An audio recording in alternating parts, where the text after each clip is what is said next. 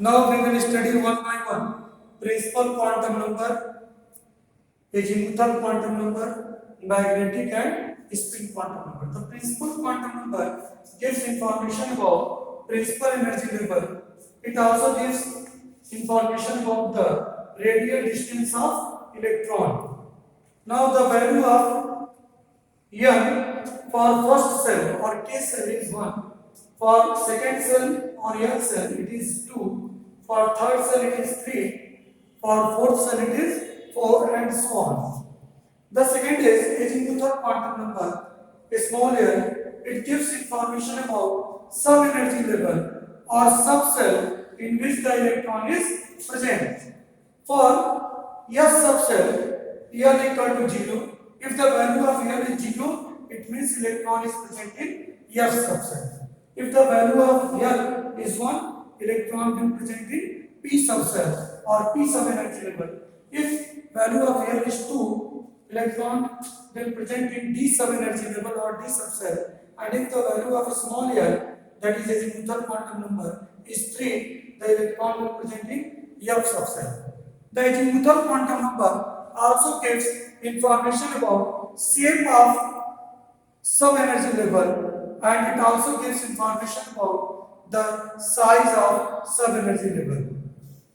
Now, for a given energy level or principal energy level, the possible values of a small l or azimuthal quantum number is equal to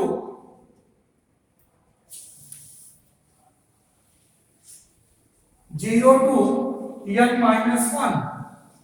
It gives all the positive value from 0 to n minus 1. So, for a given energy level, here equal to 0 to n minus 1. By using this formula, we can know the number of sub-energy level which are possible for a given energy level. For example, for K cell, n equal to, for K cell or first energy level, n equal to 1, then the possible value of L equal to 0 to 1 minus 1. That is L barabar 0 1. 0 to n minus 1 minus 1. That is, for first cell there is only one value of L and it is 0. That is why in first cell only S subcell is possible, because for S subcell the value of L is 0.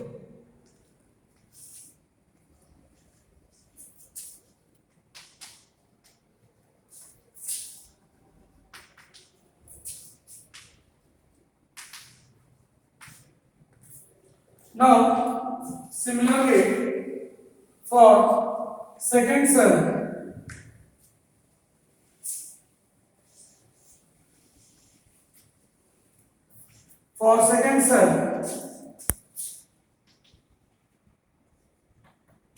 that is K cell, n equal to 2, then n equal to 0 to 2 minus 1, and it is equal to 0 and 1. So 0 for S subcell and 1 for P subcell. That is why in second cell two sub-energy levels are possible. That first is S subcell for L equal to 0 and second is P subcell for L equal to 1. Similarly, for third cell, that is M cell, for third cell, n equal to 3, then the value of n equal to 0 to 3 minus 1, and it is equal to 0, 1 and 2. 0 for S subcell, 1 for P subcell, and 2 for D subcell. So we can say that in third cell, 3 subcells are possible, S, P and D. Similarly, for fourth cell, and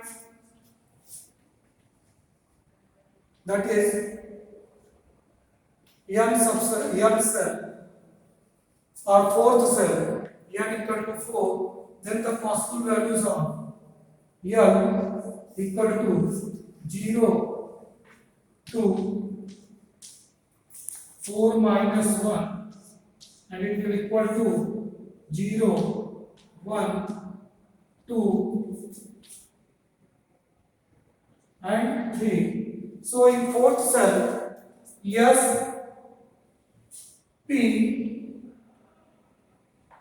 D and F, all the four, S, P, D and F, all the four sub-energy levels are found in fourth cell. So azimuthal quantum numbers gives information about sub-energy levels. It also gives information about how many sub-energy levels can be possible in a given energy level or given cell. It also gives information about shape and size of the sub-energy level or subcell. The third is magnetic quantum number, and it is represented by small m, magnetic quantum number. The magnetic quantum number gives information about angular magnetic momentum of electron. Angular magnetic, that is magnetic momentum of electron due to its angular motion in the orbital. And it also gives information about the orientation of electron around the nucleus. It means the orientation of electron wave around the nucleus in the space, whether the electron is present around the x-axis, y-axis or z-axis or so on. So the magnetic quantum numbers gives two information. First is orientation of electron, that is called orbitals, and second is angular magnetic momentum of electron. The magnetic moment quantum number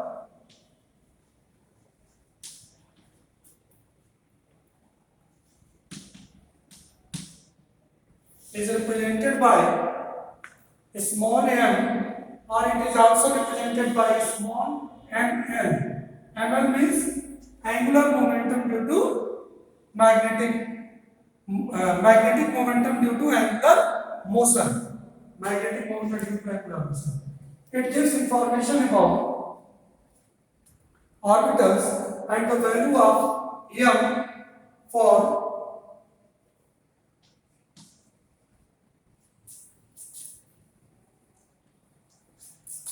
m equal to g minus L to plus L. Its value depends upon the value of azimuthal quantum number L. So the possible values of magnetic quantum number for a given sub-energy level is equal to minus L to plus L. For S subcell n equal to 0, then m equal to the value of m will be also 0, that is minus 0 to plus 0, that is only 0. So in S subcell only one magnetic orientation of electron is possible, that is n equal to 0. So S subcell is not divided into any other orbital. It means S subcell, in S subcell only one orbital is possible and its shape will be spherical, because for a spherical shape the value of m will be 0. It will not oriented at any particular axis. It will be spherical in shape. For P subcell, m equal to 1, then possible values of m are equal to -1, 0, +1. So the P subcell is divided into three orbitals, that is Px, Py and Pz. For Pz, we write the value of n equal to 0 because z-axis is perpendicular to the nuclear plane. So it is for P subcell value of m, there are three values of m, -1, 0, +1. So the P subcell is divided into three orbitals, Px, Py, Pz. It shows that the P sub energy level is oriented along any one of the axes, along the x-axis or y-axis or z-axis. Similarly, for D subcell,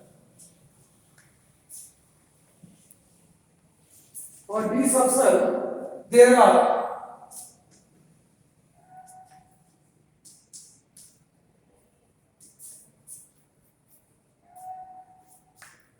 n equal to 2, then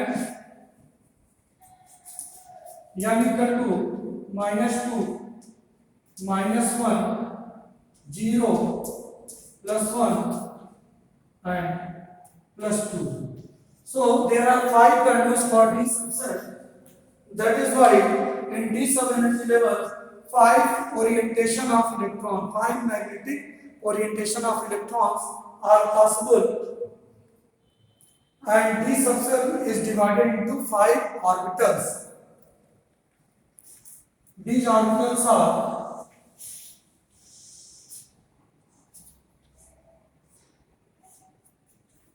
dx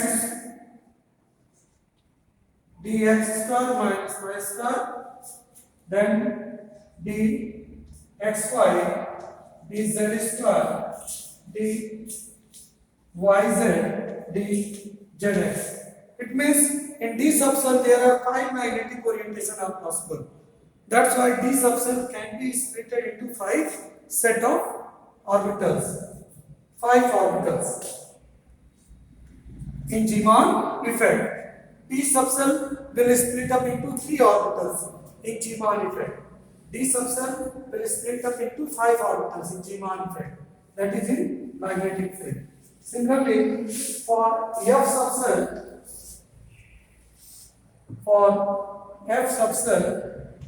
n equal to 3. So values of m equal to -3, -2, -1, 0, +1, +2, +3. There are 7 values of L, 7 values of m for F subcell. For F subcell, there are 7 values of magnetic quantum number. That is why in F subcell there are 7 orbitals, but it is very complicated.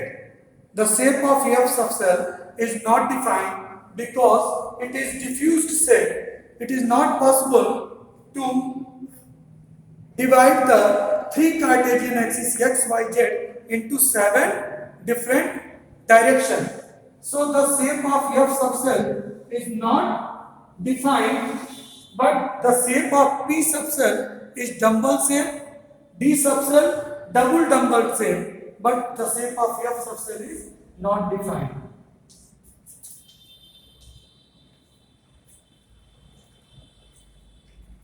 Now the last quantum number is spin quantum number. Spin quantum number is introduced to define the spin of electron at its axis. We know that electron moves around the nucleus in angular motion, as well as its spin on its own axis, either clockwise or anti-clockwise. So the spin quantum number define the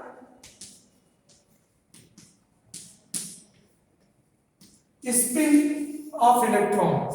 If the electron spin clockwise, the value of S will represent plus half, and if electron spin anti-clockwise, we represent its minus half. The spin quantum number define the spin motion of electron. If in an orbital, maximum 2 electrons can be present. For example, in S orbital, if there are 2 electrons, we represent the spin of 1 electron by plus half, then the second electron by minus half.